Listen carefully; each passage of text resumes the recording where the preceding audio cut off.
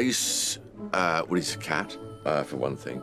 But you probably knew that. He's devious, he's sly, he's smooth, he's charming, and a bit of a psychopath, I would think. He's a survivor, I think, above all. But then cats are, aren't they? They are all about survival. It's an adventure story that has cats, rats, and me in it. It's a bit like Pied Piper, slightly twisted, with a bit more hot sauce and a bit of spice, with lots and lots and lots of rats. Big scam with cats and rats. Cat who can talk. Mystery. Adventure. Pipe-playing friend. A scam. Darkness. Self-belief. Clanship. Spooky. But only a little bit. Democracy. Go and have a look. There's a message and there's heart, and it's fabulous. The original book from Terry Pratchett is now over 20 years old. So Maurice is a talking cat, and along with some intelligent rodents and a young lad called Keith, they go from town to town, scamming the townsfolk. They pretend to be a plague of rats. And then one day they arrive at the town called Bad Blintz, and they meet a young girl called Emilia, and that's where it all goes horribly wrong. Well, Terry was on tour, and we found ourselves in the Pied Piper bar of the Palace Hotel in San Francisco. And Terry seemed a little bit distracted. And what he was distracted by was the Maxfield Parrish painting that was hanging behind the bar. And he was telling me the story of Maxfield Parrish, how the painting came about, how he painted it, why it happened to be there in San Francisco. And then there was a pause. And then Terry, out of the blue, just told me the story, the beginning, the middle, and the end of The Amazing Maurice. He just created it there. It was fascinating. And it was only 18 months after that that Terry won the Carnegie Medal for it, which is absolutely astounding. So, tell me your name. Keith? Oh, that won't do. No hint of mystery, it just hints of Keith. I was expecting something horrible yet interesting, some ghastly clue that would advance the plot. So Emilia as a character, she is an incredibly optimistic, bright-eyed and bushy-tailed young lady who lives in her imagination and lives for reading and lives for stories and lives to the fullness of life. And you get me loads of cash, right? It's all a big swindle! She's got us banged to rights, boss. You won't tell on us, will you? A talking cat and a talking tap-dancing rat. They'll think I'm making up stories again. What drew me to the role of Darktown?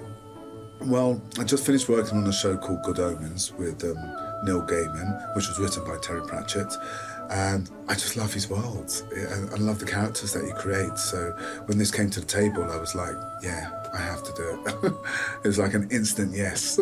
Darktown is like, he's like this analytical, big rat. I kind of likened him to an officer in the army. You, come here. Attach the string. Me?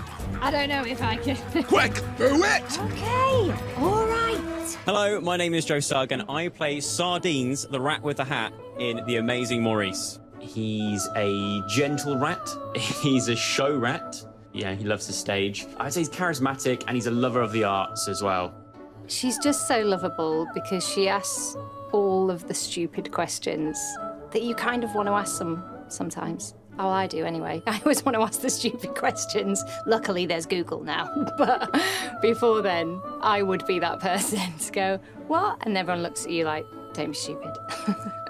And I love that about her because you got to ask the stupid questions. Well, it's one of the great debates, isn't it? Is it Maurice or Maurice? I don't know if it'll ever really be settled. Perhaps philosophers will be arguing over this for centuries to come. How many times? It's Maurice. Maurice. How do you pronounce Maurice? You pronounce Maurice like this. You do not pronounce it Maurice. Maurice is a intellectual, highbrow, pretentious Frenchman. He's like an artist. Do you know what I mean? You don't get artists called Maurice. You get artists called Maurice. This is where Terry Pratchett's like, it's actually Maurice. No! Oh no. Well, I look stupid. No. Maurice. Maurice. He says it all the time. Maurice, Maurice, Maurice. I say Maurice. Maurice. Maurice. Well, obviously, there's only one correct pronunciation, and that is Morris. Or Maurice. Take your pick, honestly. Well, it depends who you ask. If you ask Maurice, he'll tell you it's Maurice, unless he's in the presence of death, who will remind him his actual name is Maurice. Maurice! It's Maurice.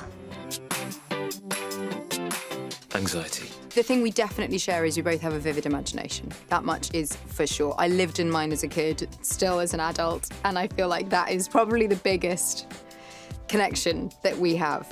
Are you asking me if I've got similarities with a rat? Are you saying I'm a rat?